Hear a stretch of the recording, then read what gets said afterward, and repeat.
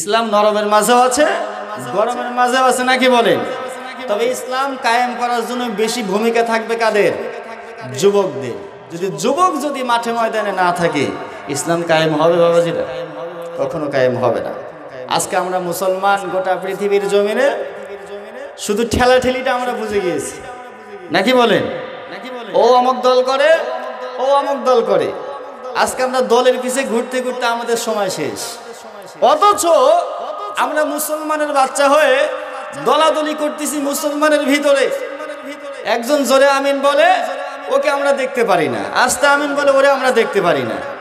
যে দাঁড়িয়ে থেকে কিয়াম করে, ওরে আমরা দেখতে পারি না। এমন শত্রুতা ভাবি, মনে হচ্ছে জন্মের শত্রু, নাকি বলেন? ভুল বললাম?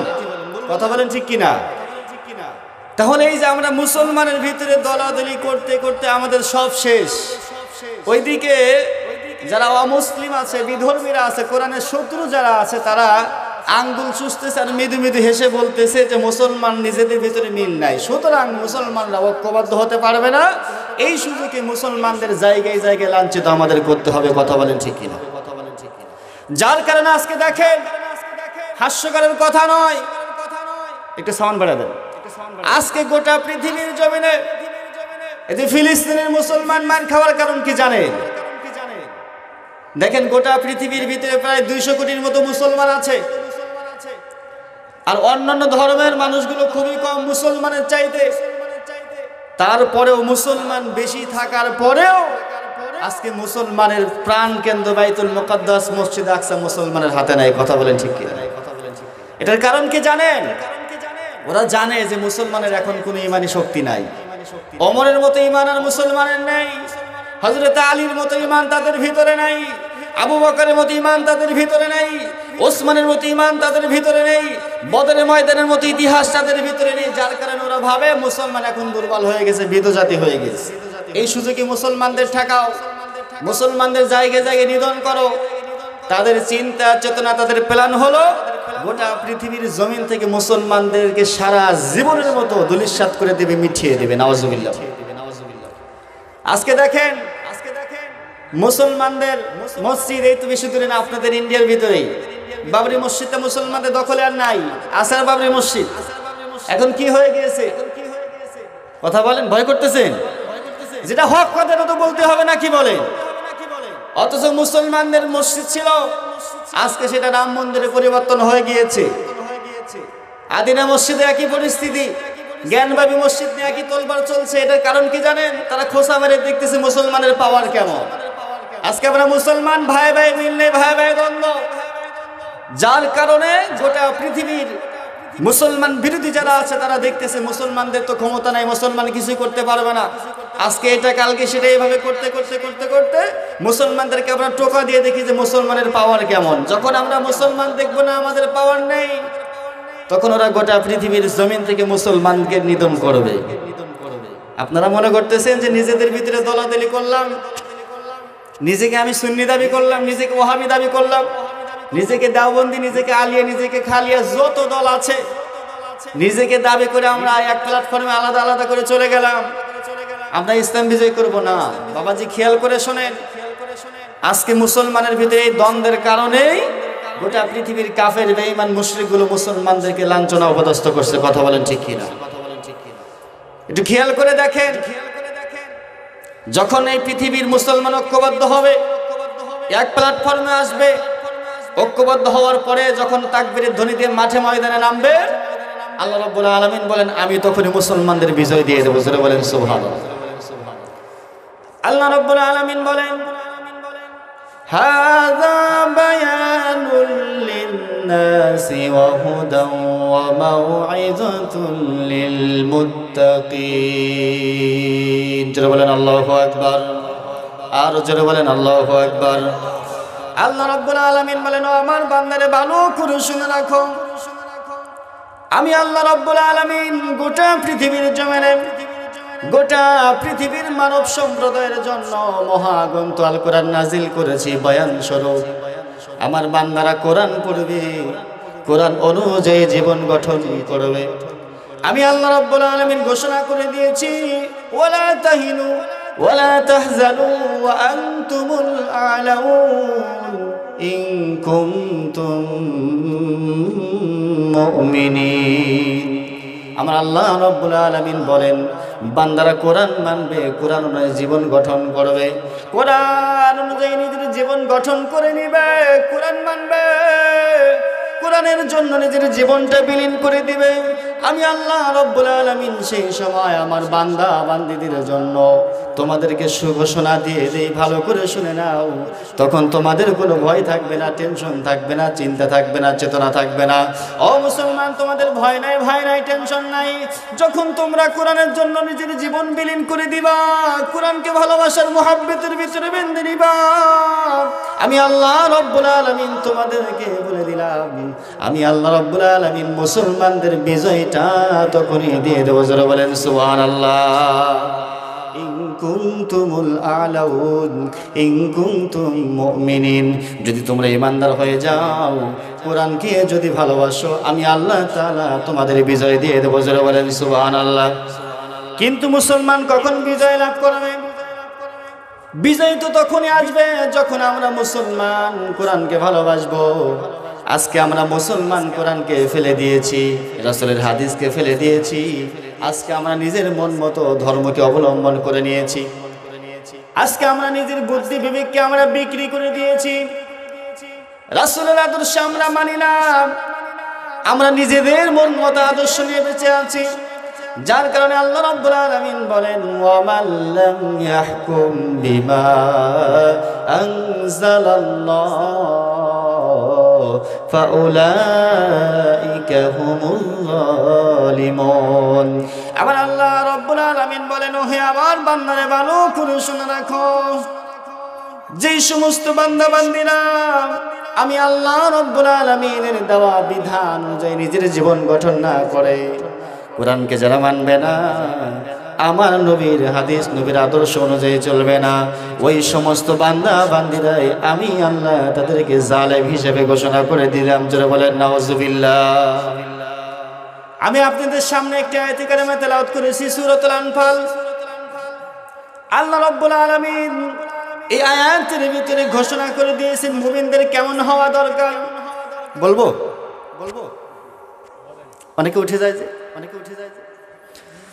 আল্লাহ রাব্বুল আলামিন বলেন, যেই সমস্ত বান্দা বান্দির ভিতরে 5টি গুণ থাকবে, আমি আল্লাহ রাব্বুল আলামিন তাদের জন্য সুন্দর মর্যাদা দিয়ে দেব।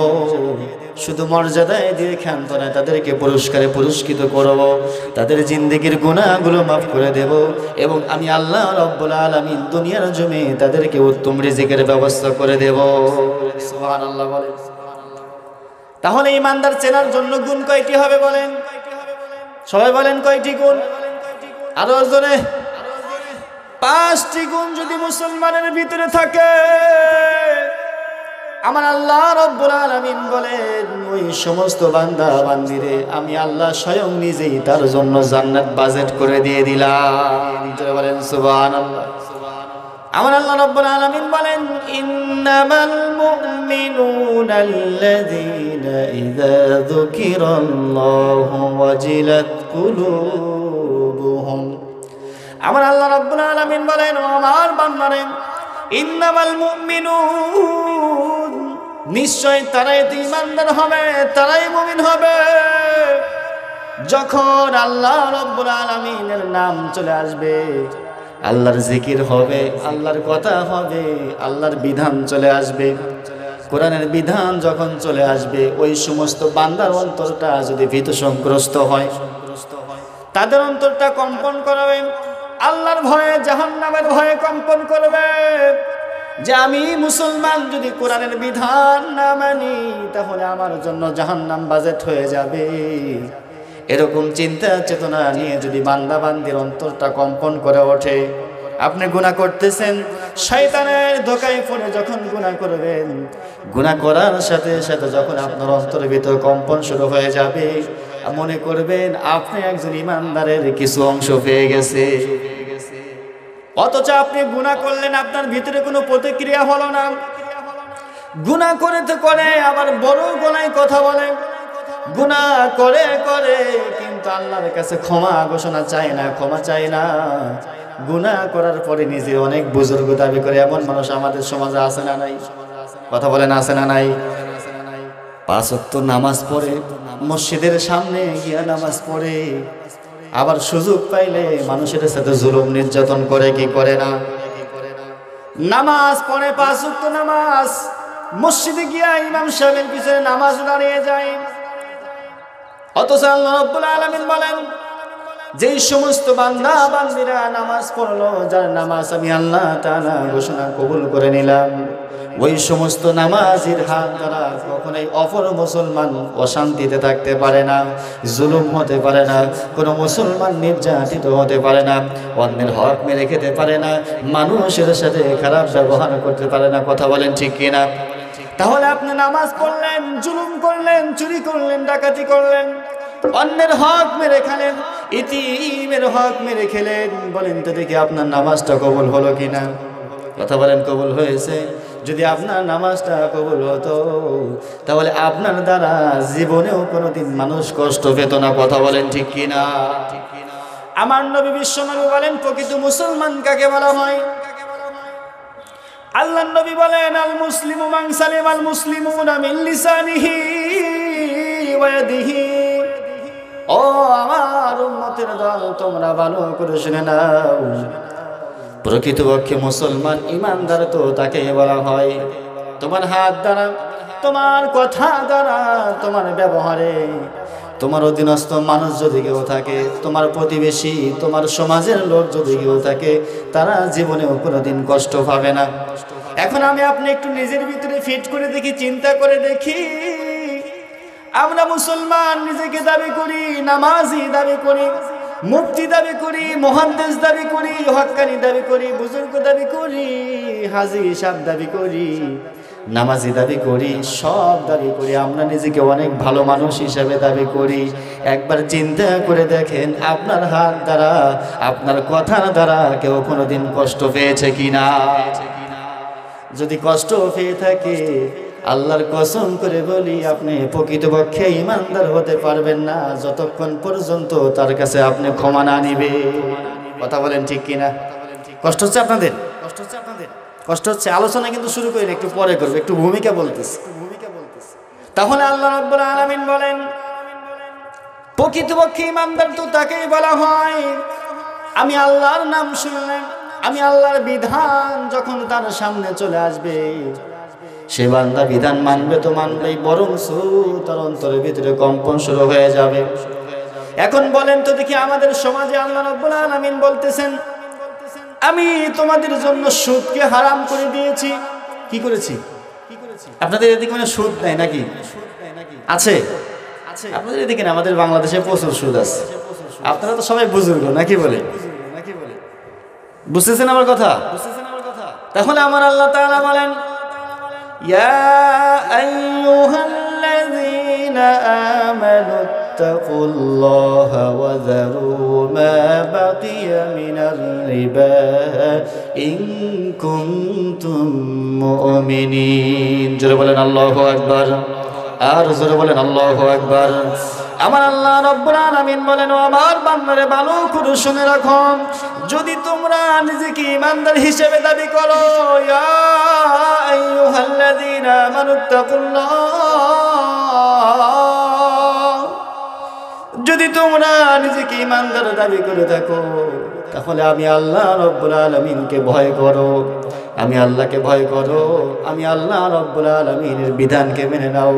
ওয়াজারু মা বাকিয়া মিনার রিবা, তোমরা সুদকে ছেড়ে দাও, পরিত্যাগ করে ফেলো। যদি তোমরা নিজেকে ইমানদার দাবি করে থাকো, তাহলে ইমানদার কখনো সুদ খেতে পারে না। কথা বলেন ঠিক কিনা? কিতাবের ভিতরে পড়লাম, যারা সুদ খায় এদের জন্য আল্লাহ নবী বিশ্ব নবী ৭৩টি গুনার কথা বলেছেন। ৭৩টি গুনাহ। কয়টি গুনাহ? ৭০-এর উপরে ৩টি। কয়টি হলো? ৭৩টি গুনার কথা বলেছেন। তার মধ্যে সর্বনিম্ন গুনাহ হচ্ছে তার নিজের মায়ের সাথে জিনা করা। নাউজুবিল্লাহ বললেন না? যে সুদ খাবে ৭৩টি তার গুনাহ হবে, তার মধ্যে সর্বনিম্ন যেই গুনাহ সেটা হচ্ছে নিজের মায়ের সাথে কি করা? জিনা করা। এখন এখানে আমাদের সমাজে কি এমন কেউ আছে যে মায়ের সাথে জিনা করেছে? কেউ নাই, কিন্তু আমরা ঘরে ঘরে সুদ খাচ্ছি। কথা বলেন ঠিক কিনা? তখন আল্লাহ নবী বিশ্ব নবী বলেন, যদি সুদ খেয়ে থাকো তাহলে গোয়া কি তুমি তোমার মায়ের সাথে জিনা করলা, এটা হলো সর্বনিম্ন গুনাহ। ও মুসলমান, আমরা নিজেকে মুসলমান দাবি করি, নিজেকে ইমানদার দাবি করে থাকি, আর যদি আমরা সুদ খেয়ে থাকি বলেন তো দেখি আমরা মুসলমান থাকবো কিনা? সর্বনিম্ন গুনাহ হলো মায়ের সাথে জিনা করা, আর সর্বোচ্চ গুনাহ হলো আমার আল্লাহ রাব্বুল আলামিন বলেন, ফাইল্লাম তাফআলু ফাযানু বিহারবিম মিনাল্লাহি ওয়া রাসূলিহি। জোরে বলেন আল্লাহু আকবার। আল্লাহ রাব্বুল আলামিন বলেন, যদি কোনো বান্দা সুদে লিপ্ত থাকে, সুদ খেয়ে থাকে, সুদের সাথে সম্পৃক্ত থাকে, তাহলে আমি আল্লাহ এবং আমার নবী বিশ্ব নবী জনাবে মুহাম্মদুর রাসূলুল্লাহর সাথে দুশমনি করলো, সরাসরি যুদ্ধ ঘোষণা করে দিল। নাউজুবিল্লাহ বলেন। এখন আপনারা বলেন তো দেখি, আল্লাহ এবং রাসূলের সাথে যুদ্ধ ঘোষণাকারী তার ঈমান থাকবে? কথা বলেন। যে যুদ্ধ ঘোষণা করেছিল আবু জেহেল, উতবা, শাইবা, ওয়ালিদ বিন মুগীরা, মক্কার বড় বড় কাফেরগুলো আমার নবীর সাথে যুদ্ধ ঘোষণা করেছে। আমার আল্লাহ রাব্বুল আলামিন বলেন, যারা সুদ খাবে, সুদের সাথে সম্পৃক্ত থাকবে, ওই সমস্ত মানুষগুলো আমি আল্লাহর সাথে যুদ্ধ ঘোষণা করলো। এখন বলেন তো দেখি, নামাজ পড়ে মুসলমান দাবি করে আবার সুদও খায়, এটা কেমন মুসলমান? অমুসলমান, ভালো করে শুনে রাখেন, আপনি যদি নিজেকে মুসলমান দাবি করে থাকেন, প্রকৃতপক্ষে যদি ইমানদার দাবি করে থাকেন, ভালো করে শুনে নেন, আপনি মুসলমান হওয়ার পরেও জীবনেও কোনোদিন সুদ খেতে পারেন না। যদি আপনি ইতিপূর্বে খেয়ে থাকেন, আল্লাহর কসম করে বলি, আপনি যদি সুদ না ছাড়েন, আপনার ইমানটাও পরিপূর্ণ হবে না। এটা কার কথা? আপনারা হিসাব করেন, সরাসরি আল্লাহ এবং রাসূলের সাথে যুদ্ধ ঘোষণা করা মানে কি? ও ইমানদার, যে ব্যক্তি আল্লাহর সাথে যুদ্ধ ঘোষণা করলো, রাসূলের সাথে যুদ্ধ ঘোষণা করলো, আর ঈমান থাকবে? বাবাজি থাকে। অথচ আমরা অহরহ সুদ খেয়ে যাচ্ছি, আমরা কোনো গুনাহ মনে করি না। আমার নবী বিশ্ব নবী বিদায় হজের সময় ঘোষণা করে দিয়েছেন, ও আমার সাহাবারে, আমার চাচা আব্বাসের যা সুদ ছিল সবগুলো তোমাদেরকে রহিত করে দিলাম, আর দিতে হবে না, সবগুলো মুকসুদ করে দেওয়া হলো। সুতরাং আজ থেকে কেউ বল তোমরা সুদ খাবে না, সুদ দেবেও না, সুদ নেবে না। কারণ যে সুদ খেলো তার যেই গুনাহ হবে, যে সুদ দিল তার একই গুনাহ হবে, যে সুদের ব্যাপারে সাক্ষ্য প্রদান করলো তার একই গুনাহ হবে। আল্লাহর নবী বিশ্ব নবী বলেন, লাআনা রাসূলুল্লাহি সাল্লাল্লাহু আলাইহি ওয়াসাল্লাম আকিলার রিবা ওয়া মুকিলাহু ওয়া কাতিবাহু ওয়া শাহিদাইহি ওয়া ক্বালাহুম সাওয়া। জোরে বলেন নাউযুবিল্লাহ। আল্লাহর নবী বিশ্ব নবী বলেন, যারা সুদ খেলো, সুদ দিল, সুদের ব্যাপারে যারা সাক্ষ্য প্রদান করলো, সবাই একই গুনাহগার হয়ে গেল। সুদ খেয়েও যে গুনাহ করলো, সুদ দিয়েও সেই গুনাহ করলো, আবার সুদের ব্যাপারে সাক্ষ্য প্রদান করলো। যেমন মনে করেন আপনি সুদ নেবেন, ব্যাংকের থেকে লোন নেবেন, অনেকে নেয় না? আপনাদের এদিকে নাই? ব্যাংকে থেকে আপনি লোন নিলেন 1 লাখ টাকা, কিন্তু আপনার কোনো ডকুমেন্টস নাই, আপনি লোন নেবেন কিভাবে? আপনাকে তো ব্যাংক লোন দেবে না। এখন আপনার চাচা, আপনার ভাই প্রতাপশালী, টাকা পয়সার মালিক আছে, সাক্ষী থাকলো, ঠিক আছে আমার ভাইকে সুদ দাও, লোন দাও, আমি দায়িত্ব নিলাম, আমি সাক্ষী আছি। আল্লাহর নবী বলেন, যে ব্যক্তি সাক্ষী থাকলো সে একই গুনাহ করলো, যে সুদ খেলো সে একই গুনাহ করলো, মায়ের সাথে সর্বনিম্ন জিনা করলো, আর সর্বোচ্চ আল্লাহর সাথে যুদ্ধ ঘোষণা করলো। আমার নবী বিশ্ব নবী বলেন, ওয়াকাতিবাহু, এবং সুদের ব্যাপারে যারা লেখালেখি করে, লিপিবদ্ধ করে, নোট বই লেখে, ওই সমস্ত লোকেরা একই গুনাহ করলো। কথা বলেন ঠিক কিনা? একটা উদাহরণ দিলে বুঝবেন। এই যে বিভিন্ন এনজিওর ভিতরে, ব্র্যাকের ভিতরে যারা চাকরি করে, যদি সুদে কারবারি হয়, লেনদেন হয়ে থাকে, এখন আপনি লিখিতভাবে আপনার চাকরি নিয়েছেন, জয়েন করেছেন, লিখলেন, কথাটা বুঝতেছেন? তাহলে বলেন তো দেখি, রাসূলের হাদিসের সাথে আপনার হাদিসটা মিলে গেল কিনা? আপনি সুদখোরকে আপনি সাইন দিয়ে দিলেন, সাক্ষ্য দিলেন, ওই কিস্তির বইগুলো নিয়ে আপনি তার কাছে গিয়ে সুদ সবগুলো লিপিবদ্ধ করলেন। আমার আল্লাহ রাব্বুল আলামিন বলেন, ও আমার উম্মতের দল ভালো করে শুনে নাও, যখন তুমি এইভাবে লিপিবদ্ধ করবা মনে রাখো সুদের গুনাহ তোমার লেখার কারণে তোমার আমলনামায় চলে যাবে। জোরে বলেন নাউজুবিল্লাহ। তাহলে বোঝা গেল সুদ খাওয়াও হারাম, সুদ দেওয়াও হারাম, সুদের ব্যাপারে সাক্ষী দেওয়া লিপিবদ্ধ করাও হারাম। সবাই একই গুনাহগার হবে, অকলহম সাওয়া, একই বরাবর গুনাহ হয়ে যাবে। তাহলে আপনি যদি নিজেকে মুসলমান হিসেবে দাবি করতে পারেন, নিজেকে যদি ইমানদার দাবি করেন, ভালো করে শুনে নেন, তাহলে আজ থেকে সুদ ছেড়ে দিতে হবে, সুদ খাওয়া যাবে না। যদি সুদ খেয়ে থাকেন তাহলে আল্লাহর রাস্তায় সবগুলো ছেড়ে দেন, নয়তো আপনি ইমানটা সঠিক হয়ে যাবে না। 2 নাম্বার হলো ইমানদারদের 1 নাম্বার গুণ গেল এটা, আল্লাহর নাম যখন আসবে, আল্লাহর বিধান যখন চলে আসবে, মুসলমানের অন্তরটা কম্পন করবে, ভীত সন্তুষ্ট হবে, ভয় পাবে। আর 2 নাম্বার হলো যখন কোরআনুল কারীম তেলাওয়াত করা হয় তাদের অন্তরের ভিতরে ঈমানের জজবা বেড়ে যায়। জোরে বলেন সুবহানাল্লাহ। যখন কোরআনের মাহফিল হয়, কোরআনের তাফসীর যখন শুরু হয়ে যায়, যে সমস্ত মানুষগুলো মনে মনে ভাবে সব কাজ ছেড়ে দিয়ে যাব, আজকে তাফসীর মাহফিল, কোরআনের মাহফিল, কোরআনের তাফসীর শোনার জন্য আমরা প্যান্ডেলে বসবো, তাহলে মনে রাখবেন আপনার ভিতরে ঈমান পয়দা হয়ে গেল, ঈমানি মানুষ। আর যদি মনে করেন তাফসীর করতেছে করুক, আমার কি দরকার, শোনার দরকার নাই, বাড়িতে গিয়ে কম্বলের ভিতরে ঘুমায়া যায়, বলেন তো দেখি তার ভিতরে ঈমানি জজবা আছে না নাই? ঈমান থাকবে, ঈমানি জজবা চেতনা হলো না। এই জন্য তো আমার আল্লাহ বলেন, ওয়া ইযা তুলিয়াত আলাইহিম আয়াতুহু যাদাতহুম ঈমানা। বান্দা যখন কোরআন তেলাওয়াত করে, বান্দার ঈমানটা যখন মজবুত হয়ে যাবে, যখন বান্দা কোরআন শোনার জন্য উদ্বুদ্ধ হয়ে যাবে, কোরআনের জন্য পাগল হয়ে যাবে, সব কিছুকে ছেড়ে দিয়ে কোরআনের জন্য যখন বান্দারা সময় দিবে, যখন কোরআন শোনার জন্য উদ্বুদ্ধ হয়ে যাবে, আনন্দ চিত্তে উল্লাস করে যখন কোরআন শুনবে, আমার আল্লাহ রাব্বুল আলামিন ঘোষণা করে দিলেন, তখনই বান্দা তোমাদের ভিতরে ঈমান শুরু হয়ে যাবে। যারা বলেন সুবহানাল্লাহ। তাহলে ঈমানদারদের গুণ কয়টি বললাম? 5টার মধ্যে কয়টি বললাম? 2টি হলো, আর বাকি কয়টি? এবার আল্লাহ রাব্বুল আলামিন বলেন ঈমান কেমন বৃদ্ধি হবে কোরআন তেলাওয়াত করলে। পয়েন্টটা খেয়াল রাখবেন। তখন আল্লাহ বলতেছেন কিভাবে তোমাদের ঈমানটা বৃদ্ধি হয়ে যাবে। আমার নবী, বিশ্ব নবী যখন মক্কার জমিনে যখন কালিমার দাওয়াত দেওয়ার জন্য গেল, আবু জেহেল, উতবা, সাইবার কাছে যখন কোরআনের দাওয়াত নিয়ে চলে গেল, আমার নবী, বিশ্ব নবীতে জুলুম নির্যাতন কম করা হয় নাই।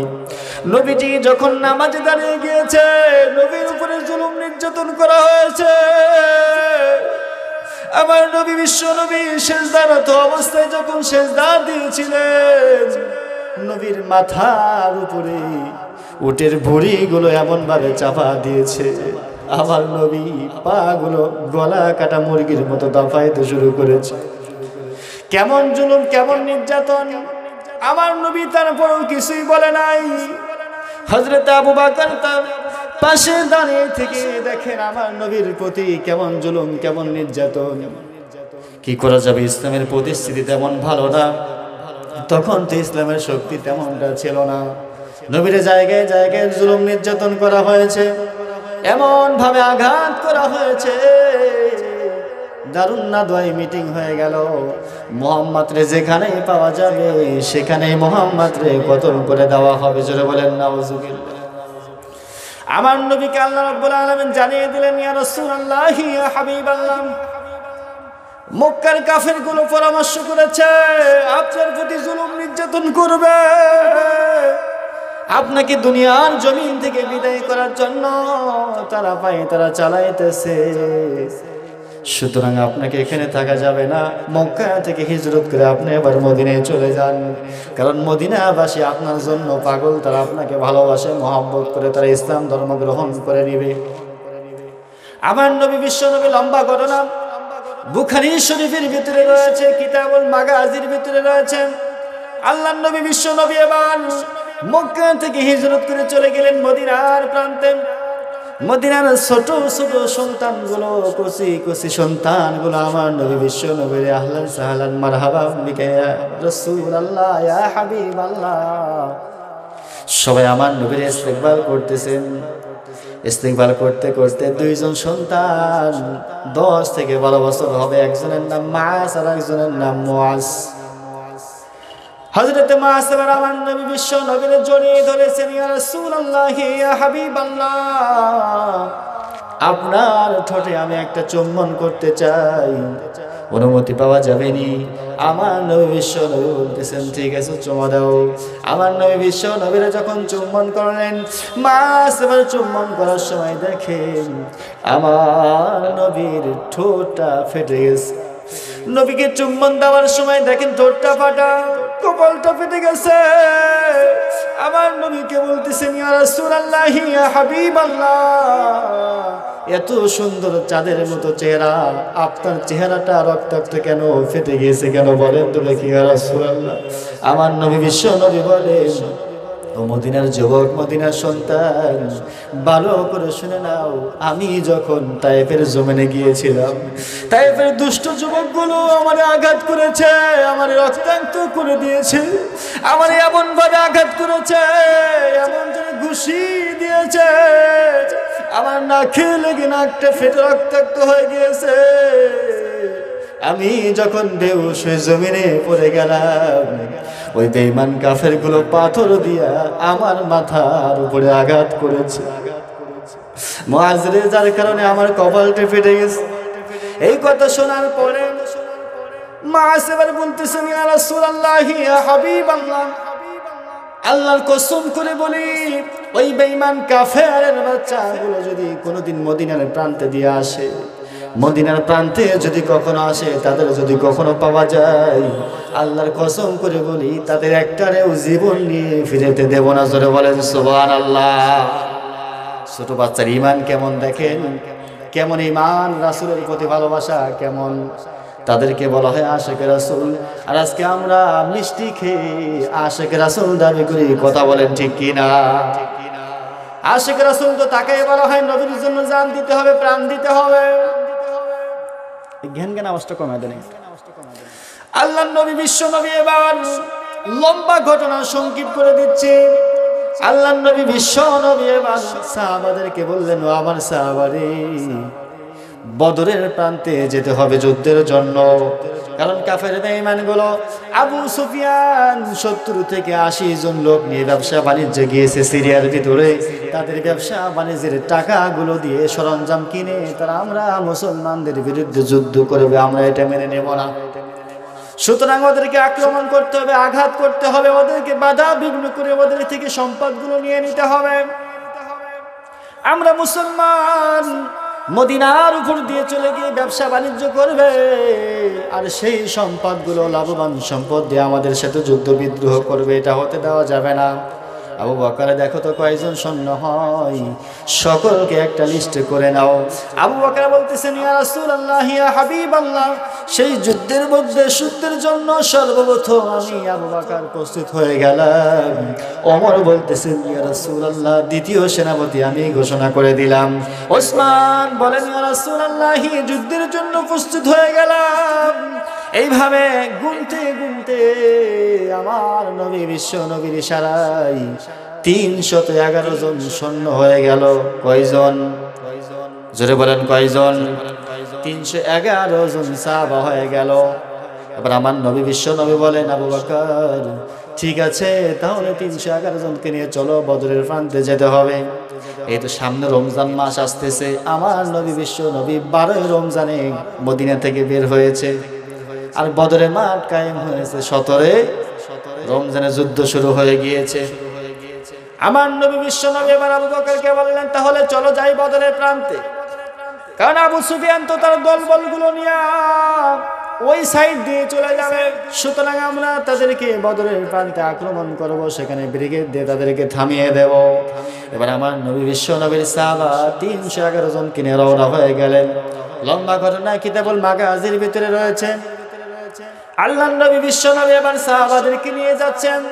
একটু আগেই যাওয়ার পথে সাহাবারা পানি পিপাসিত অবস্থায় হয়ে গেছে। আমার নবীকে বলতেছেন, ইয়া রাসূলুল্লাহ, ইয়া হাবিবাল্লাহ, অনেকক্ষণ তো আমরা এসেছি, একটু পানি পিপাসা লেগেছে, আমরা একটু রেস্ট নিয়ে বিশ্রাম নিয়ে নেবো, আর একটু দিকে গেলেই তো আমরা বদরের মাঠ পেয়ে যাব। নবী বলতেছেন, ঠিক আছে, তবে এই সময়টুকুর ভিতরে যারা যারা নতুন সৈনিক তারা তো যুদ্ধের কেমন ক্যাপাসিটি জানে না, অস্ত্র ধরতে পারে না, তরবারি ধরতে পারে না। ইয়া আমার আবু বকর, তোমার দায়িত্ব হলো যারা নতুন সৈন্য তাদেরকে যুদ্ধের কলা কৌশলগুলো এই সময়ের ভিতরে শিক্ষা দান করে দাও। হযরত আবু বকর আবার 10 জন করে গ্রুপ করে দিয়েছেন। হযরত ওমর 10 জন করে গ্রুপ করে নিয়েছেন। এবার ওই সমস্ত সাহাবাদেরকে এবার যুদ্ধের ক্যাপাসিটি, তলোয়ার কিভাবে ধরতে হবে, কাফেরদের সাথে কিভাবে মোকাবেলা করতে হবে শিখিয়ে দিচ্ছেন। এমত অবস্থায় পাশে একটা খেজুর বাগানের কর্নার থেকে দেখা যায় 2 জন ছোট সন্তান, 10 থেকে 12 বছরের সন্তান দৌড়ে চলে আসতেছে। যারা বলেন সুবহানাল্লাহ। খেজুর গাছের হতে পালিয়ে আছে। আবু বকর দেখতেছেন পালিয়ে থেকে কেমন যেন হুই করে দেখতেছেন, 2টা যুবক চলে আসলো। আবু বকরকে এসে বলতেছেন, আবু বকর, আমরাও যুদ্ধের ময়দানে যেতে চাই। আবু বকর বলতেছেন, কিভাবে যুদ্ধের ময়দানে যাইবা? কারণ রাসূলুল্লাহ তো আমার একটা লাঠি দিয়েছে, মাপকাঠি ফিটনেস দিয়েছে, তুমি তো এখনো ফিটনেসের ভিতরে পড়ো নাই। যদি মাপ মতো হয় তাহলে তো যেতে পারবে, এখনো তো ফিটনেস তোমার হয় নাই। কারণ যুদ্ধে যেতে হলে তো একটা ফিটনেস দরকার, নাকি বলেন? যারা সেনাবাহিনীতে চাকরি নেয় দেখবেন ফিটনেস ছাড়া কি নেয়? খাটো খাটো মানুষদের কি চাকরি দিয়ে নেবে? একটা ফিটনেস আছে। তা আবু বকর বলতেছে যে ফিটনেস না হলে তো তোমাকে নেওয়া যাবে না। ছোট 2 যুবক বলতেছে যে না না, আবু বকর তো জাতির নানা, সুবহানাল্লাহ বলে, যে নানা যান, ফিটনেস দেখে লাভ নেই, জানেনই আমরা টিকবো না, ফিটনেসে টিকবো না, শুধু শুধু এমনি মাপ দিয়ে না তো। না, মাপ দিয়ে লাগবে, রাসূল বলেছে মাপ দিয়ে নিতে হবে, মাপ ছাড়া নেওয়া যাবে না। ঠিক আছে, মাপ দেন। তো 2 ভাই এবার দাঁড়িয়ে গেছে, বৃদ্ধা আঙ্গুলের উপরে দাঁড়িয়ে আর একটু লম্বা হয়ে দাঁড়িয়েছে। সুবহানাল্লাহ বলে। খেয়াল করে শোনেন তাদের ভিতরে ইমানি পাওয়ারটা কেমন, রাসূলের ভালোবাসা কেমন। বৃদ্ধা আঙ্গুলের উপরে ভর করে দাঁড়িয়ে গিয়েছে। এখন আবু বকর দেখতেছে কে রে, বৃদ্ধা আঙ্গুলের উপর দাঁড়িয়ে ভর করতেছে, দাঁড়িয়েছে, একটু লম্বা হয়ে গেল। রাসূল সাইড থেকে মিষ্টি মিষ্টি হাসতেছে। সুবহানাল্লাহ বলে। এবার বলতেছে, আবু বকর, আপনি তো জানেন যে আমরা ফিটনেসে টিকবো না, হাইটেও টিকবো না, কোনো দিকেও টিকবো না, শক্তিও নাই, ক্ষমতা আমাদের নাই, তারপরেও কেন মাপতেছেন বলেন তো দেখি? একটু কি আপনি বলতে পারেন না রাসূল এটা হয়ে গেছে? আবু বকর বলে, না, বলা যাবে না, রাসূল বলেছে ফিটনেস দরকার, এই যে মাপ মতো হলে হবে না, হলে হবে না। একবার যে আবু বকরের সাথে একটু তর্ক বিতর্কে হচ্ছে। আল্লাহ রাসূল বলতেছেন, আবু বকর কি হচ্ছে ওখানে? ইয়া রাসূলুল্লাহ, দেখেন তো 2 যুবক এসেছে, এরা যুদ্ধের ময়দানে যেতে চায়। আল্লাহু আকবার বলেন, আরো জোরে বলেন আল্লাহু আকবার। যুদ্ধের ময়দানে যেতে চায় রাসূলুল্লাহ, কিন্তু ফিটনেসে তো নাই, কি করি বলেন তো দেখি? আল্লাহ রাসূল বলেন, যুবক বাবাজিরা, তোমরা কোথায় থেকে এসেছো, তোমাদের কি নাম? বলছি, ইয়া রাসূলুল্লাহ, আমার নাম মাস, ও আমার ছোট ভাই, ওর নাম মুয়াজ। আমরা মদিনা থেকে এসেছি, আপনার কি মনে আছে যখন আপনি মদিনাতে প্রথম আগমন করেছিলেন, প্রথম পা রেখেছেন, একটা সন্তান আপনাকে আদর করেছিল, চুমু দিতে চেয়েছিল, আপনি বলেছেন চুমু দেওয়ার জন্য।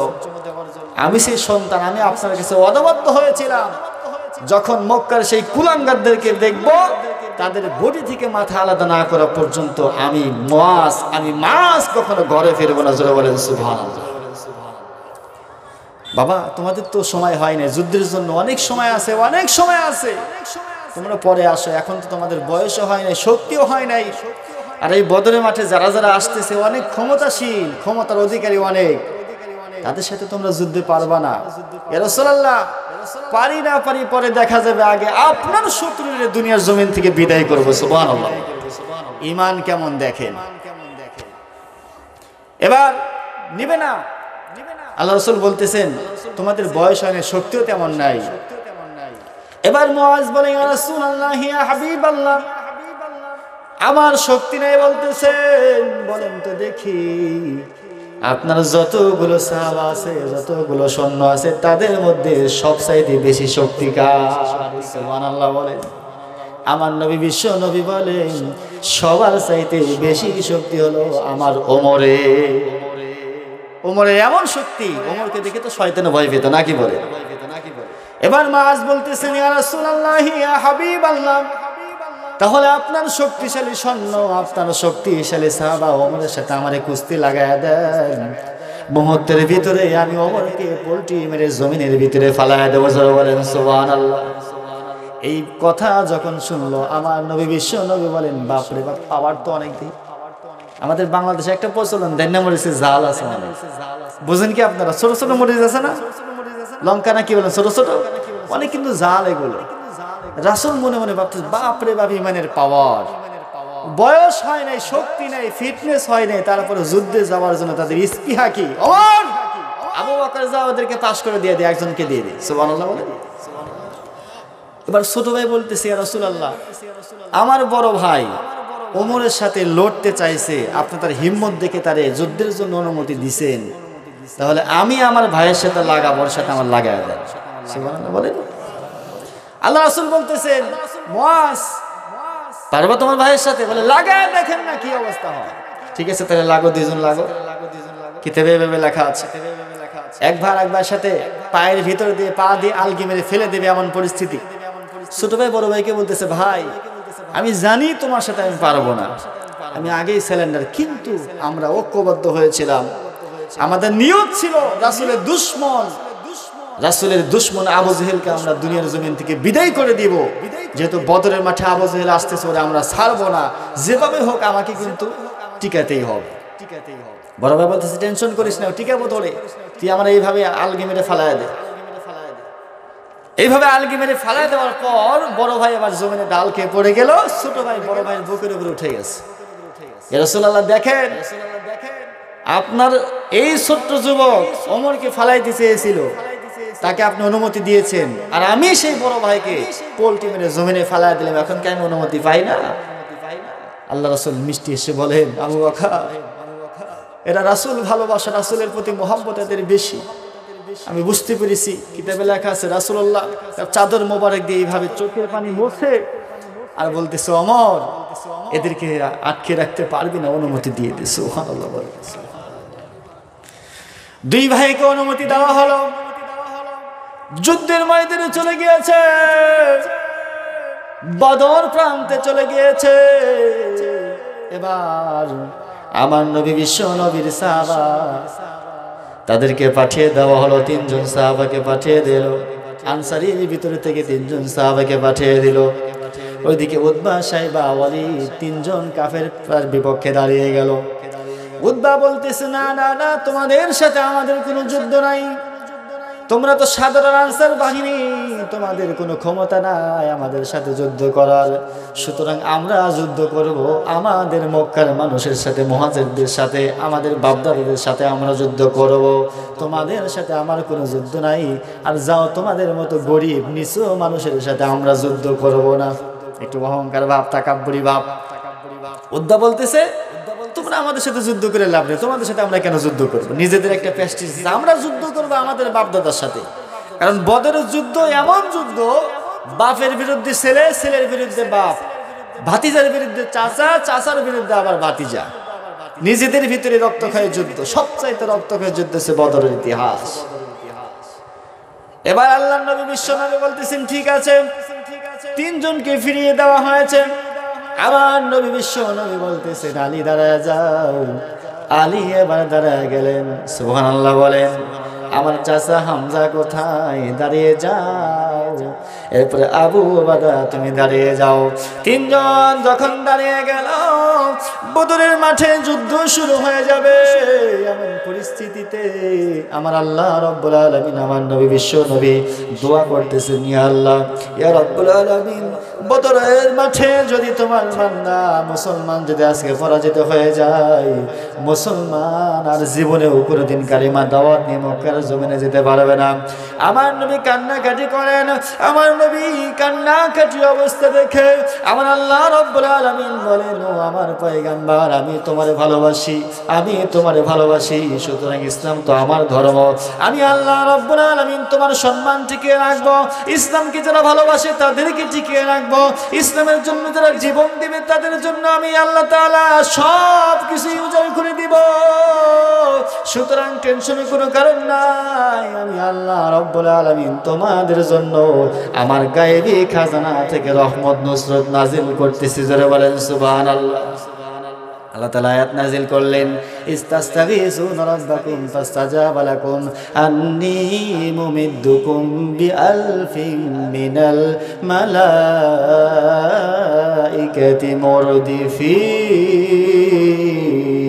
আল্লাহু আকবার বলেন। আমার আল্লাহ রাব্বুল আলামিন বলেন, ও হে আমার পয়গম্বর, তুমি তো আমার নিকটে সাহায্য চেয়েছো। আমি আল্লাহ রাব্বুল আলামিন বদরের মাঠটা এমন ভাবে আমি তোমাদের জয়লাভ করে দিব, টেনশনের কোনো কারণ নাই। তোমরা সংখ্যা হলা 313 জন। কয়জন? 311 জন সাহাবা আর ওই 2 যুবক দিয়ে কয়জন? 313 জন। আর আবু জেহেল ওদিক থেকে 1000 এবং 1000-এর বেশি সৈন্য নিয়ে আসছে। বদরের সাহাবীদের তেমন সৈন্য, তেমন কোনো অস্ত্র ছিল না, ঘোড়া সওয়ার ছিল না, খুব কম। আমার আল্লাহ রাব্বুল আলামিন বলেন, ইয়া রাসূলুল্লাহ, ইয়া হাবিবাল্লাহ, আমার হাবিব, টেনশনের কোনো কারণ নাই। আমি আল্লাহ রাব্বুল আলামিন সরাসরি আসমান থেকে 1000 ফেরেশতার ব্যবস্থা করে দিলাম। 1000 ফেরেশতা আমি ইয়া রাসূলুল্লাহ আপনার জন্য পাঠিয়ে দিলাম। যখন এই ঘোষণার জিবরিল আমিন আমার নবীকে দিলেন, আমার নবী এবার গিলাফ দিয়া, চাদর দিয়া এবার নবীর চোখের পানি মুছে ফেললেন। আল্লাহ তাআলা বলেন, 1000 তো কেবল মাত্র শুরু। বদরের মাঠে আমি আল্লাহ তাআলা অসংখ্য অসংখ্য ফেরেশতা দিয়ে আমি কাফেরদেরকে ধূলিসাৎ করে দেব। সুবহানাল্লাহ বলে 1000 ফেরেশতা অলরেডি পাঠিয়ে দিয়েছেন। আমার নবী বলতেছেন, আলী রে, টেনশনের কোনো কারণ নাই। আমার আল্লাহ রাব্বুল আলামিন আসমান থেকে ফেরেশতা পাঠিয়ে দিয়েছে। এবার হযরত আলী এবার হামজা রাদিয়াল্লাহু তাআলা আনহু ওবাদা এবার দাঁড়িয়ে গেলেন কাফেরদের বিরুদ্ধে। উতবা, শাইবা, ওয়ালিদ এবার দাঁড়িয়ে গেলেন। এবার হযরত আলী রাদিয়াল্লাহু তাআলা আনহুর সাথে এবার ওয়ালিদ লেগে গেল। একের পর এক যুদ্ধ করতে করতে এমন একটা আঘাত করলো, আঘাতের কারণে কাফেরদের মাথা থেকে বডিটা আলাদা হয়ে গেল। জোরে বলেন সুবহানাল্লাহ। হযরত আলীর শরীরেতে এমন শক্তি ছিল, কামজ দুর্গ তো সে সরিয়ে ফেলেছে। বাঘের বাচ্চা, শেরে খোদা। আমার মুসলমান ভাইরা, নবীর চাচা হামজা শাইবার সাথে লাগিয়ে দিয়েছে। শাইবারে এমন ভাবে আঘাত করেছে, দুনিয়ার জমিন থেকে শাইবা বিদায় হয়ে গেল, জাহান্নামে পাঠিয়ে দিল। ওইদিকে ওয়ালিদের সাথে এবার লেগেছে উবাদার সাথে। এক পর্যায়ে যুদ্ধ করতে করতে, কারণ উবাদা তো নতুন সৈনিক, যুদ্ধ ভালো করে করতে পারে না। আমার মুসলমান ভাইয়েরা, উবাদার সাথে যখন যুদ্ধ করলো, যুদ্ধ করতে করতে এক পর্যায়ে ওই ওয়ালিদ এবার উবাদার পেছন দিক থেকে গিয়ে একটা কোপ লাগাইলো। কোপ লাগানোর সাথে সাথে উবাদার পাখনাটা বডি থেকে আলাদা হয়ে গেল, বাম হাতটা আলাদা হয়ে গেছে। এবার ঘাড়ে যখন কোপ লাগালো, কোপ লাগানোর পরে উবাদার ঘাড়টা তার দেহ থেকে আলাদা হয়ে চামড়ার সাথে ঝুলতেছে, রগের সাথে ঝুলতেছে। হযরত আলী দেখেন আমার ভাই উবাদার সাথে কেমন পরিস্থিতি, কেমন অবস্থা। হযরত আলী এবার দৌড়ে গিয়ে জাম্পিং করে ওয়ালিদের উপরে এমন ভাবে আঘাত করলো, বেঈমান কুলাঙ্গারে দুনিয়ার জমিন থেকে বিদায় করে দিল। বিদায় করে দেওয়ার পরে হযরত আলী এবার উবাদারে কোলে করে নিয়ে রাসূলের সামনে নিয়ে হাজির করে দিল। এবার আমার নবী বিশ্ব নবীর উবাদা বলতেছেন, ইয়া রাসূলুল্লাহ, ইয়া হাবিবাল্লাহ, ইসলামের জন্য জীবন বিলীন করে দিলাম। আমি উবাদারে আমার আল্লাহ তাআলা মাফ করবেন ইয়া রাসূলুল্লাহ। আমরা আল্লাহ রাব্বুল আলামিন বলতেছেন, ওয়ালা তাকুলু লিমান ইউকতালু ফি সাবিলিল্লাহি আমওয়াত। জোরে বলেন আল্লাহু আকবার। আর জোরে বলেন আল্লাহু আকবার।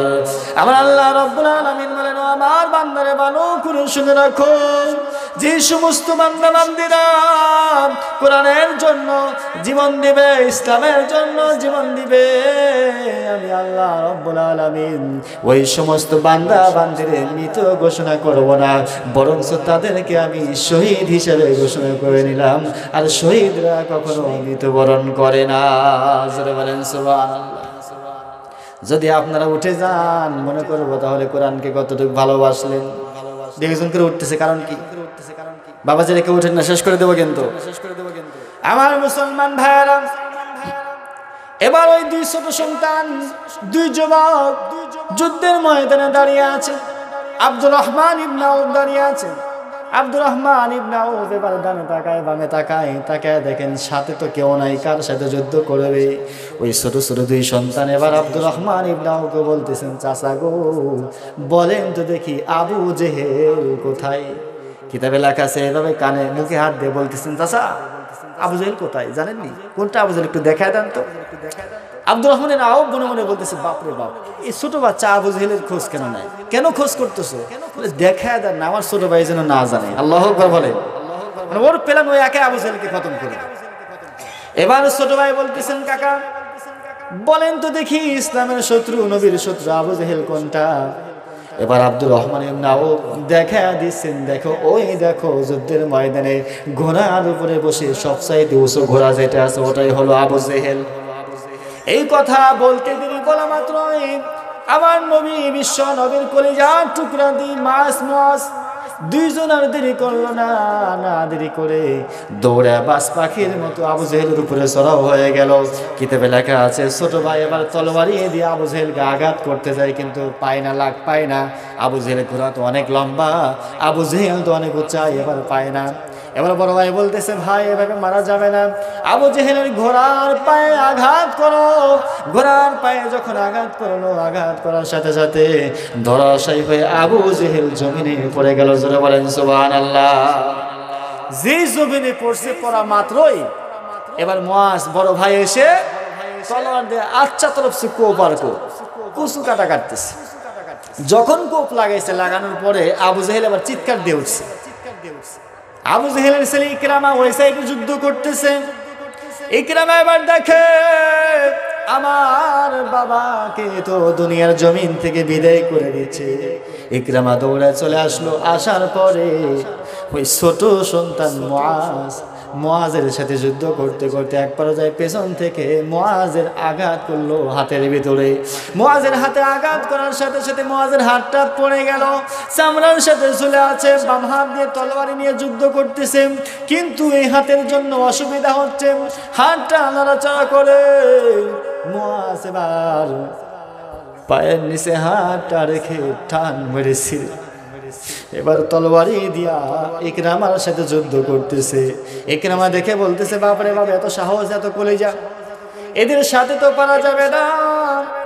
হাত কেটে ফেলা হয়েছে, তারপরেও তারা থামে না। ইকরামা এবার পালিয়ে চলে গেল। ওইদিকে এবার আবু জেহেল আমার নবী বিশ্ব নবীর শত্রুরে সারা জীবনের মতো দুনিয়ার জমিন থেকে বিদায় করে দিল। জোরে বলেন সুবহানাল্লাহ। এবার আবু জেহেলকে যখন জবাই করা হবে, সেই সময় আবু জেহেল বলতেছে, আমারে তো মারবা বুঝলাম, তোমরা তো আমারে বেড়ে গর্ববোধ হয়ে গেছো, কারণ মক্কার জমিনে আমার মতো এত বড় লিডার আর কেউ নাই, আমার মতো ক্ষমতাশীল আর কেউ নাই। সুতরাং আমারে মেরে তো তোমরা গর্ববোধ করবা, তোমরা সুনাম অর্জন করেছো। আমার যেহেতু জবাই করবা, তবে ভালো করে শুনে নাও, আমার কল্লাটা একটু লম্বা করে জবাই করি। কি বাটপারে বাটপার, মরার সময় ওদের ভালো লাগে না, তারপরে নিজের অহংকার। তাহলে আমার নবী বিশ্ব নবী বলেন, যেই সমস্ত বান্দা বান্দিরা ইসলামের জন্য, কোরআনের জন্য নিজের জীবন বিধান করে দিবে, বিলীন করে দিবে, আমার নবী বলেন ওই সমস্ত বান্দা বান্দির জন্য আমি নবী সুপারিশকারী হয়ে যাব। যারা বলেন সুবহানাল্লাহ। নবীর সুপারিশ আমরা চাই কি চাই না? কথা বলেন, চাই কি চাই না? আমার নবী বিশ্ব নবী বলেন, যে সমস্ত বান্দা বান্দির ভিতরে আমি নবীর আদর্শ থাকবে, আমি নবীর সুন্নাত থাকবে, আমি নবী কাল কিয়ামতের মাঠে, হাসরের মাঠে ওই সমস্ত বান্দা বান্দির সুপারিশ করে জান্নাতে নিয়ে যাব। আমার নবী বিশ্ব নবী হাসরের মাঠে দাঁড়িয়ে থাকবেন, হাসরের মাঠে দাঁড়িয়ে থাকবেন, দেখবেন কোন উম্মতরা আমি নবীর সুপারিশ গ্রহণ করতে চাই, আমি নবীর আদর্শ মেনেছে, নবীর সুন্নাহ অনুযায়ী জীবন গঠন করেছে, ওই সমস্ত বান্দা বান্দির জন্য মিজানের পাল্লায় দাঁড়িয়ে থাকবে। আমি আল্লাহ রাসূল সেই সময় আমার উম্মতদেরকে আমি জান্নাতে নিয়ে যাব। তাহলে আমার আল্লাহ রাব্বুল আলামিন মুমিনদের কয়টি গুণ বর্ণনা করেছেন? 5টি গুণ মনে আছে? 5টির ভিতরে 2টি চলে গেল। 3 নাম্বার গুণ হলো যে সমস্ত বান্দা বান্দীরা আমি আল্লাহ রাব্বুল আলামিনের উপরে তাওয়াক্কুল করবে, ভরসা রাখবে, যত বিপদ আপদ হোক সব কিছু আল্লাহর পক্ষ থেকে আসবে, আল্লাহর উপরে ধৈর্য ধারণ করবে, ওই সমস্ত বান্দা বান্দীদের ঈমানটা বৃদ্ধি হয়ে যাবে। যারা বলেন সুবহানাল্লাহ। তাহলে 3 নাম্বার গুণ চলে গেল। 4 নাম্বার গুণ হলো আল্লাযীনা ইউকিমুনাস সালাত, যে সমস্ত বান্দা বান্দীরা নামাজ কায়েম করবে, নামাজ প্রতিষ্ঠা করবে, তাদের ঈমান হয়ে যাবে। 5 নাম্বার হলো আমার আল্লাহ তাআলা বলেন আমি আল্লাহ রাব্বুল আলামিন তোমাদের মাঝে যে ধন সম্পদ দিয়েছি, এই ধন সম্পদগুলো আমি আল্লাহর রাস্তায় যদি তোমরা খরচ করো তাহলেই তোমরা ঈমানদার হয়ে যাবা। 5 ওয়াক্ত নামাজ পড়লাম, হজ করলাম, যাকাত দিলাম, কিন্তু আল্লাহর রাস্তায় খরচ করলাম না, বরং শুধু ঈমানদার বলা যাবে। আমার আল্লাহ রাব্বুল আলামিন বলেন, আমার নবী বিশ্বনবী বলতেছেন মান বানা লিল্লাহি মাসজিদান বানাল্লাহু লাহু বাইতান ফিল জান্নাহ, যদি কোনো ব্যক্তি, যদি কোনো বান্দা, যদি কোনো বান্দি আল্লাহর জন্য একটা ঘর নির্মাণ করে, মসজিদের জন্য ঘর নির্মাণ করে, মসজিদের জন্য টাকা পয়সা দেয়, মসজিদ যদি জায়গা জমি যদি ক্রয় করে দেয়, আমার নবী বিশ্বনবী বলেন ওই সমস্ত বান্দা বান্দির জন্য আমার আল্লাহ তাআলা বালাখানার ভিতরে ঘর নির্মাণ করবে। যারা বলেন সুবহানাল্লাহ। মসজিদে নববীর জায়গা সংকলন হয়েছিল। আল্লাহর নবী বিশ্বনবী বলেন যে ব্যক্তি মসজিদে নববীর সামনে জায়গাটা নিয়ে দিতে পারবে, ওই ব্যক্তির জন্য আমি আল্লাহর রাসূল জান্নাত বাজেট করে দিয়ে দিলাম। হযরত ওসমান এবার সেদিন ছিল না, পরের দিন শুনতে পেরেছে নবী বাজেট করেছে। আমার নবী বিশ্বনবী বলেন, আমার আল্লাহ রাসূল সাল্লাল্লাহু আলাইহি ওয়াসাল্লাম বলেন এই মসজিদে নববীর জায়গাটা যে খরিদ করে দিবে তার জন্য জান্নাত বাজেট। হযরত ওসমান এবার শুনতে পারেন, ইহুদির কাছে চলে গেলেন, ভাই কি ব্যাপার, মসজিদে নববীর জায়গাটা আমার নবী কিনতে চেয়েছেন, বিক্রি করো নাই, কত টাকা লাগবে বলো। ইহুদি মনে মনে ভাবতেছে এবার মুহাম্মাদের সৈন্য, মুহাম্মাদের সাহাবাদেরকে যা বলবো তাই তারা রাজি হয়ে যাবে। 10 লাখ টাকার জায়গায় এবার 1 কোটি টাকা চাইছে। হযরত ওসমান বলতেছেন ঠিক আছে, তোমার জায়গা আমি ক্রয় করে নিয়ে দিলাম। মসজিদে নববীর সামনে জায়গা সংকলন, মুসল্লি বেড়ে গিয়েছে। যেমন এই যে আপনাদের মসজিদে এখন জায়গা দরকার, কি বলেন জায়গা দরকার না? সামনে নাকি 2 কাঠা জায়গাও কেনা হয়েছে। রাসূল বলতেছেন মসজিদে নববীর জন্য যে জায়গা দিবে তার জন্য জান্নাত বাজেট। এখন হযরত ওসমান গনি জায়গাটা ক্রয় করে দেওয়ার পরে ফজরের সময় দলিলটা নিয়ে রাসূলের কাছে হাজির, ইয়া রাসূলুল্লাহ আপনি যে আগামীকালকে ওয়াদা করেছিলেন যে মসজিদে নববীর সামনে জায়গা কিনে দিবে তার জন্য জান্নাত ওয়াজিব, সে জান্নাত ক্রয় করবে, কথাটা কি ঠিক আছে কিনা? আমার নবী বিশ্বনবী বলেন হ্যাঁ ঠিক আছে, এই যে নান দলিল, মসজিদে নববীর সামনে জায়গাটা আমি ক্রয় করেছি, এখন বলেন তো দেখি আমার জন্য আল্লাহর জান্নাত বাজেট হবে কিনা? আমার নবী বিশ্বনবী বলেন ওসমান রে, মসজিদে নববীর জন্য তুমি যে জায়গা খরিদ করলা এই জায়গাটাই তোমার জন্য জান্নাতের বালাখানা হয়ে যাবে। সুবহানাল্লাহ বলেন। এখন বলেন তো দেখি আমরা মুসলমান জান্নাতের ভিতরে ঘর চাই কি চাই না? জান্নাতের ভিতরে আমরা ঘর চাই, জান্নাতে যেতে চাই। আচ্ছা বলেন তো দেখি রাসূলের হাদিস সত্য না মিথ্যা? সবাই বলেন রাসূলের হাদিস কে কে বিশ্বাস করেন? একটু হাত তোলেন তো। মাশাআল্লাহ সবাই বিশ্বাস করে। রাসূলের হাদিস বিশ্বাস না করলে তো ঈমানই থাকবে না। ঈমান থাকবে? আল্লাহ রাসূল বলেন মান বানা লিল্লাহি মাসজিদান বানাল্লাহু লাহু বাইতান ফিল জান্নাহ। সুবহানাল্লাহ বলেন। যেই ব্যক্তি মসজিদের জন্য মসজিদ নির্মাণ করলো, মসজিদের জন্য দান করলো, সিমেন্ট দিল, মসজিদের জন্য রড দিল, মসজিদের জন্য যখন ব্যবস্থা করলো, ঢালাইয়ের কাজে মোট কথা টাকা পয়সা দিয়ে মসজিদকে সহযোগিতা করলো, আমার নবী বলেন ওই সমস্ত বান্দা বান্দির জন্য আমি নবী হাসরের মাঠে সুপারিশকারী হয়ে যাব। আর আল্লাহ তাআলা জান্নাতের ভিতরে তার জন্য একটা বালাখানা তৈরি করে দিবেন। যারা বলেন সুবহানাল্লাহ। রাসূলের হাদিস কিন্তু মিথ্যা নয়। তাহলে বলেন তো দেখি আপনার জন্য যদি আল্লাহ জান্নাত বানায়, জান্নাতের ভিতরে যদি বালাখানা বানায়, তাহলে আপনার স্থান কোথায় হবে? জাহান্নামে দিবে আপনাকে? কোথায় দিবে? আল্লাহ ঘোষণা দিয়েছে আপনার জন্য জান্নাতের ভিতরে বালাখানা বানিয়েছে। বালাখানা বোঝেন? সুন্দর বিল্ডিং হবে জান্নাতের ভিতরে। যদি আপনার জন্য বিল্ডিং বানানো হয়, বলেন তো দেখি আমার আল্লাহ আপনারে কি জাহান্নামে দিবে? কোথায় দিবে? আল্লাহ আপনাকে অবশ্যই জান্নাতে দিবে। আমার নবী বলেন, যারা মসজিদের জন্য টাকা পয়সা দান করবে তাদের জন্য আমি নবী হাসরের মাঠে সুপারিশকারী হয়ে যাব। তাই বাবাজিরা, আমি আপনাদের কাছে জানতে চাই, কারা কারা আমার নবীরে ভালোবাসেন? নবীর সুপারিশ কারা কারা চান? একটু হাত তুলে দেখা। আল্লাহ তাআলা সবাইকে কবুল করুক। আমার অনেক বাবাজিরা হাত উঠায় নাই, মনে হয় নবীর সুপারিশ দরকার নাই, নাকি বলেন? খুব চালাক আপনারা। আমি মুসাফির মানুষ। আল্লাহ রাব্বুল আলামিন বলেন, তোমরা ঈমানদার তখনই হয়ে যাবা যখন তোমাদের ধন সম্পদ তোমরা আমার রাস্তায় ব্যয় করবা। হতে পারে আপনার যে কোনো মুহূর্তে নিঃশ্বাসের কোনো বিশ্বাস নাই, কি বলেন? আছে। কখন বাঁচবেন কখন মরবেন কোনো গ্যারান্টি নাই। তাহলে আমার আল্লাহ রাব্বুল আলামিন বলেন, বান্দা তোমার মরণের কোনো গ্যারান্টি দেওয়া যাবে না। আজকে আপনার সন্তানের জন্য টাকা পয়সা করে যাচ্ছেন, ব্যাংক ব্যালেন্স করে যাচ্ছেন, বাড়ি গাড়ি করে যাচ্ছেন, আপনার নিঃশ্বাসটা বন্ধ হয়ে যাবে। আপনার নিঃশ্বাসটা যখন বন্ধ হয়ে যাবে, বন্ধ হওয়ার সাথে সাথে দেখবেন আপনার সন্তানগুলো আপনার জমি জমা নিয়ে টানাটানি করবে। কথা বলেন ঠিক কিনা? সত্য কথা ভাই, বাস্তব কথা বলতেছি। আজকে আপনার আদরের সন্তানের জন্য আপনি যা করে যাচ্ছেন, আপনার নিঃশ্বাসটা বন্ধ হবে, খাটের উপর উঠানোর আগেই সন্তানগুলো আপনার জমি জমা নিয়ে আগে টানাটানি করবে, যে আগে জমি ভাগাভাগি করি, বাপ জাহান্নামে যাক।